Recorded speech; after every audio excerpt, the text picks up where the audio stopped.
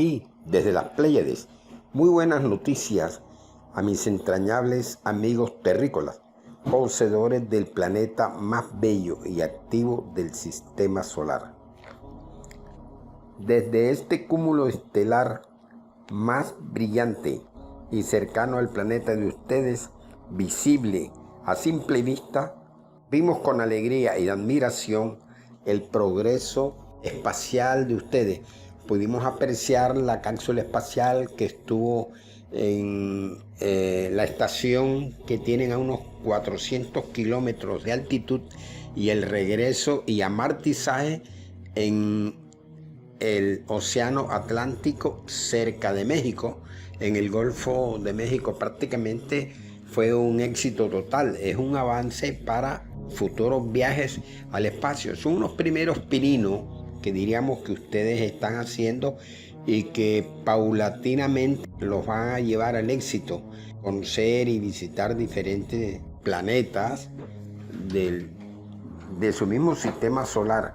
Por ejemplo, en este momento la ida a Marte ya prácticamente es un hecho.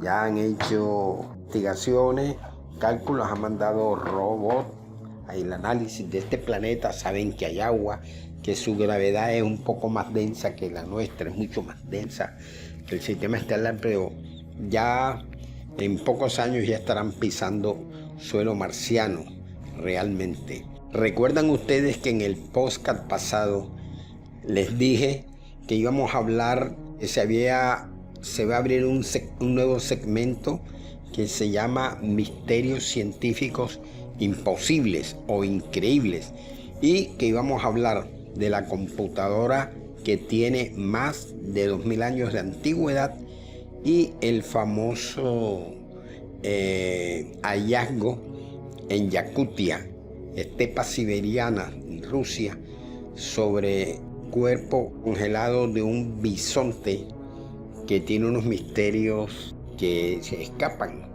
a la realidad de nuestro tiempo. Primero, quisiera aclararles que en Rusia hay una región indicada donde se suceden muchos fenómenos. Hace 200, 300 años, ¿no? Ven objetos voladores de diferentes formas, cruces que vuelan, animales extraños, criaturas que en las horas de la noche cruzan y pasan sobre las poblaciones. Todo esto se da en la región siberiana de Kazajstán. Esta parte de Rusia, pues toda la vida se han visto fenómenos extraños, duende, gnomo, hada madrina y todo lo que ustedes pues se imaginan de las películas, de esta fantasía de Walt Disney que afirman. Pues las autoridades modernas pues lo tienen como costumbres o leyendas falsas, fantasías, pero parece que en el trasfondo hay algo cierto. Hay una historia muy grande sobre un Pushkin, estaba borracho, cabalgando un caballo, un corcel muy brioso, paraba borracho todo el tiempo, recorriendo los caminos, y tuvo una gran historia cuando se encontró con una esfera como de unos 3 metros de diámetro que apareció en el camino por donde él cruzaba. No había rastros de que fuese rodada o una depresión, digamos, que hubiese caído del cielo, pero de eso hablaremos más adelante, porque vamos a concentrarnos en el bisonte de Yakutia y la computadora que usaban hace más de 2000 años en la antigüedad. Entonces, un día cualquiera, en unas excavaciones, apareció el cuerpo de un bisonte congelado, prácticamente preservado. Pero lo grande de este cadáver, el misterio que nos lleva a esta secuencia, es que el bisonte tenía en la frente una perforación. Al estudiarla, y un detalle muy importante, el animal, a pesar de esta herida craneana, él sobrevivió a esta herida y empezó a salir hueso, empezó a activarse, y la herida trató como de cerrarse, de volverlo el tejido óseo pues se fue construyendo paulatinamente, lo que le estaba indicando claramente que este animal había sobrevivido, pero al analizarlo en el microscopio y medidas pequeñas e impacto y todo, se descubrió que la herida era exactamente tan circular, tan perfecta. La medida, no había astillamiento y era completamente circular. Al analizarla, ellos dedujeron que la herida que le había sido ocasionada a este animal había sido por un proyectil. Entonces vienen las hipótesis, los argumentos, donde se dice, hace miles de años, quien recorría praderas ya de las estepas y andando con una carabina al hombro le hubiese disparado a este bisonte, que fue herido exactamente por un proyectil y no por una lanza o una macana de los bárbaros salvajes, podríamos decir, de aquella época. Entonces prácticamente queda en el misterio este descubrimiento, y ahí está registrado en los anales históricos, la Rusia antigua. En el otro caso que vamos a describir, se trata de la computadora. Fue descubierta en las cercanas costas frente a Grecia. Pongamos, según la historia, en el siglo XVIII o siglo XVII, debido a una tormenta, se formó el barco, naufragó y fue enviado al fondo de las aguas griegas. Pero el siglo pasado, a inicios del siglo pasado, unos buceadores expertos en sacar las famosas esponjas que ellos comercializaban o vendían, fueron ampliando su área de búsqueda y se alejaron un tanto y descubrieron pues los restos de una embarcación de hacía miles de años, y subieron a la superficie objetos, datos, charas, elementos, pues botellas que este barco tenía en realidad, y descubrieron un pequeño objeto metálico, como con varias aleaciones de metal, aleaciones de varios metales y unas ruedecillas que él indicaba, pero como estaba impregnado de óxido o de impureza que se habían adherido durante milenios bajo la superficie del mar, los arqueólogos que lo analizaron llegaron a la conclusión de que ese objeto simple y llanamente se trataba de un juguete infantil, entre comillas, un juguete infantil. Y así fue rotulado, registrado y dejado en el Museo Nacional de Atenas, y ahí permaneció por varias décadas permaneció ahí, hasta que un día el doctor de la Universidad de Princeton, conocido como Derek J. Price, del American Institute of Advanced Study, conocimiento de la ciencia antigua, visitó este famoso museo y descubrió este pequeño objeto que le llamó poderosamente la atención.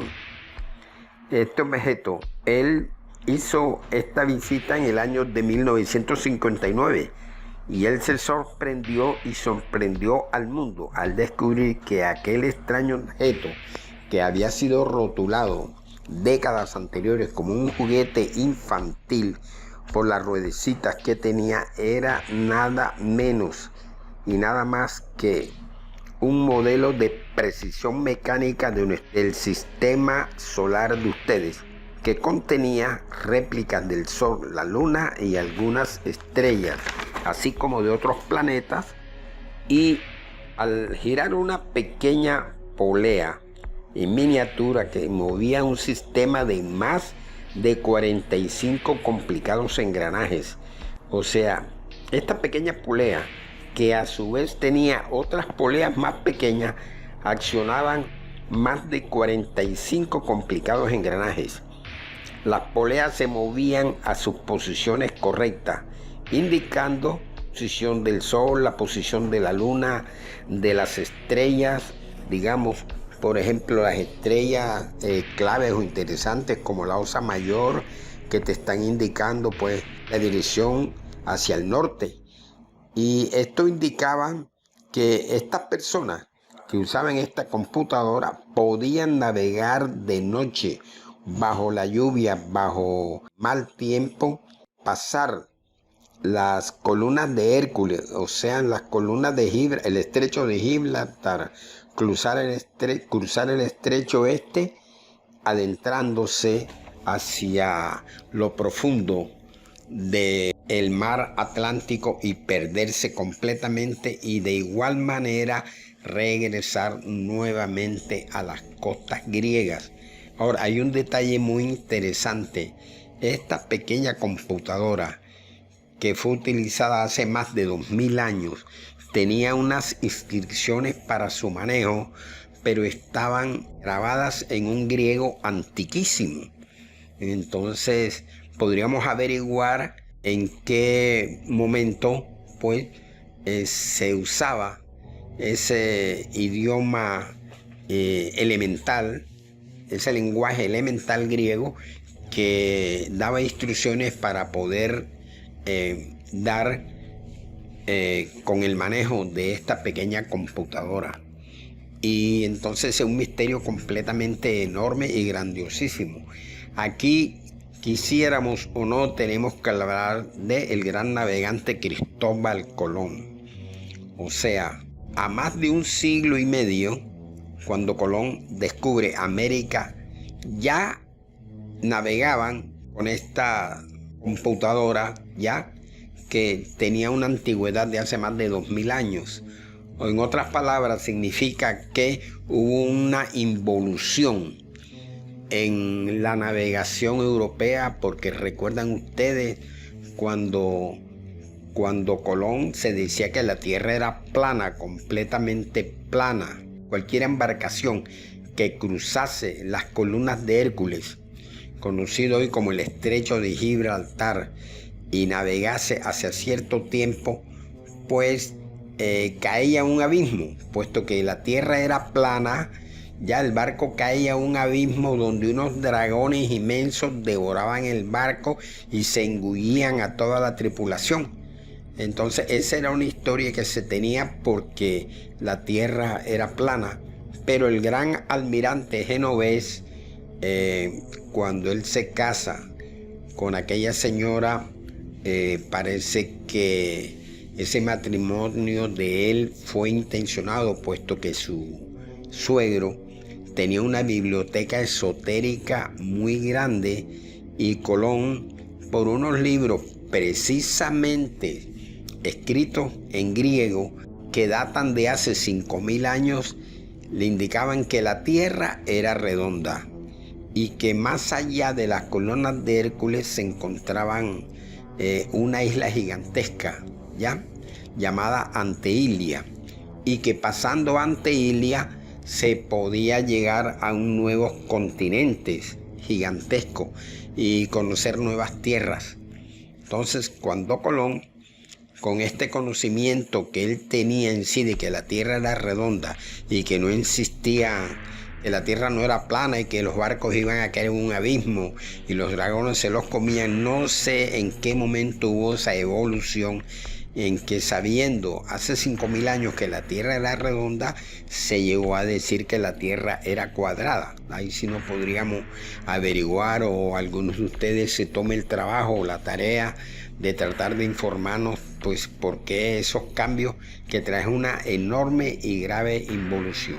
O sea, Colón sabía a dónde iba a llegar él. Él sabía que habían unas nuevas tierras debido a estos escritos de libros y textos que tenía el suegro de él. Entonces, cuando él consigue a Juan de la Cosa, que era un navegante más experimentado que él, con esos planos y esos mapas antiquísimos también que tenía Colón, se aventuran. Entonces, fíjense ustedes cómo son las casualidades o qué es lo que pasa. Tenemos Cabo Verde, ya, que tenemos el problema ese grande donde hay un multimillonario barranquillero que va a ser extraditado a Estados Unidos porque el tipo más grande que ha manejado los dineros, ¿no? El testaferro del amigo Maduro, metiéndonos un poquito en política que a la larga ni nos concierne. Pero estamos citando a Cabo Verde porque Cabo Verde está a 450 kilómetros al este de las costas europeas, prácticamente en diagonal al territorio africano. Y Colón sabía de antemano que allí, en ese cabo, en esa parte, ya habían historias de que se habían encontrado maderamen flotando, llegaban a las costas, y que muchos marineros delirantes relataban que ellos habían estado en otras tierras, en otras islas, y Colón tenía una documentación posiblemente secreta o que lo ocultaba de estos acontecimientos que marcaban siglos atrás. Entonces ya Colón, con toda esa información que él tenía, él sabía que porque él llega ahí, y de ahí es cuando emprenden verdaderamente la travesía ya hacia supuestamente a la India. Pero recuerden ustedes que ahí, al pasar el estrecho de Gibraltar, se iban a encontrar con una isla gigante que se llamaba Anteília. Puede ser del griego, del portugués, antes de la isla grande. O sea, ellos tenían que llegar allí. Pero cuando calculan, ¿no?, debido a los días de navegación, ellos no encuentran tal isla. Esa isla no estaba allí. Entonces, Colón, por medio de señales, detiene su carabela y llama a Juan de la Cosa, y juntos hacen como una especie de suerte, o arriesgándose. Ellos dicen, Colón le dice a Juan de la Cosa, y ellos entre los dos, porque Juan de la Cosa era mejor navegante que el mismo Colón, le dice, bueno, ya la isla, aquí no hay ninguna isla, lo ideal es que pues continuemos en esta ruta a ver qué encontramos más adelante, que en el camino que nos podemos encontrar. Y efectivamente ellos llegan el 12 de octubre, como todos sabemos ya, cualquier niño de un tercero cuarto elemental sabe que ese día, el 12 de octubre, es cuando Colón llega y desciende en la isla de Haití, que se conocía, que los españoles bautizan como la Española, efectivamente, ¿no? Y toman posesión de las nuevas tierras que descubren, que Colón ha llegado ahí a este sitio, y es un evento grandiosísimo porque aparentemente Colón es el descubridor de estas tierras, pero ya en la antigüedad habían llegado judíos, habían llegado a Brasil, polinesios habían llegado a las costas colombianas, cerca a Barranquilla, donde está Playa Bello, y estos pueblos que quedan ahí costeros, ¿no? Guará, prácticamente ellos, los polinesios, llegaban a Tubará ahí a reabastecerse de agua dulce, y tuvieron relaciones con estos indígenas primitivos que habían allí. Y últimamente los chinos estaban peleando o discutiendo de que 20 años que llegara Colón, que Colón arribara a esta tierra, ya ellos habían llegado. Los vikingos habían llegado a la parte del norte, Terranova, todas estas regiones ya prácticamente. Lo único que Colón da la noticia oficial, pues, de que ha descubierto estas nuevas tierras. Entonces tenemos otro enigma muy bonito, y quiero que lo escuchen detenidamente. Cuando durante la travesía, que la isla esta había desaparecido, quedaron fue punta de las montañas. Al haberse hundido, quedaron las puntas de la altitud de las grandes montañas, que es lo que hoy conocemos como las Antillas, ya Puerto Rico, Kingston, Cuba, Jamaica, y toda esta cantidad de pequeñas islas. Esta cantidad de islas son las puntas de aquella inmensa isla que se llamaba Anteília. Y fíjense ustedes qué casualidad, que si aquella isla se llamaba Anteília, al recordar su origen solamente se le llama a lo que quedó en la superficie las Antillas. Hay una composición de la palabra Antilia a la palabra Antillas y que pues se presume que correspondía a la última parte de nuestro continente de la Atlántida, porque cuando Solón visita a Egipto y le cuentan los sacerdotes egipcios y le dan la historia de que había un continente inmenso de una isla concéntrica que tenían un gran poder mercantil y belicoso inmenso, barcos de guerra inmenso, se estaba refiriendo a la famosa Atlántida.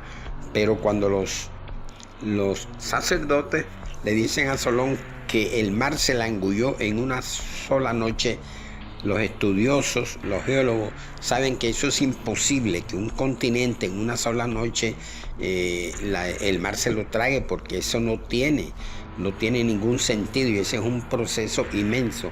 Pero ¿qué había sucedido entonces?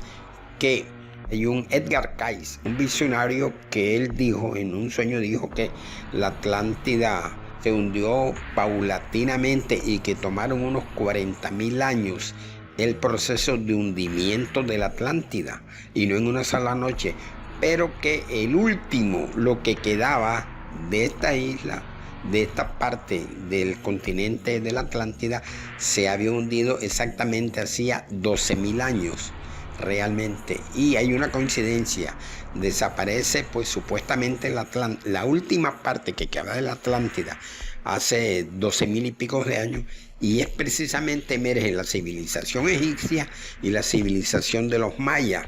Es como si esta civilización, antes de desaparecer, se hubiera trasladado, que hay muchas similitudes. De pronto más adelante vamos a hablar y a comparar miles de cosas, pero esto nos deja muchos misterios en realidad, y que nuestra civilización ha habido en nuestro planeta involuciones y evoluciones a través de los años, de los miles de años, y que eso pues nos deja también, o sea, la historia de este planeta hay que volverla a reescribir, porque hay muchos baches y muchos misterios y descubrimientos, que en la próxima entrega vamos a hablar de un tornillo de 7 centímetros de largo. Fue hallado en una mina de carbón, y que este pequeño tornillo, con su forma perfecta y especial, tiene más de 3 millones de años de antigüedad. ¿Quién lo hizo? ¿Por qué lo hicieron?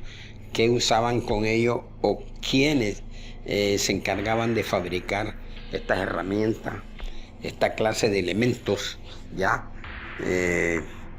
que nos deja viendo prácticamente un chispero? Y desde las Pléyades le habla Armando Gómez Pacheco, ufólogo, investigador y escritor de la temática. Hermanos terrícolas, feliz día para ustedes.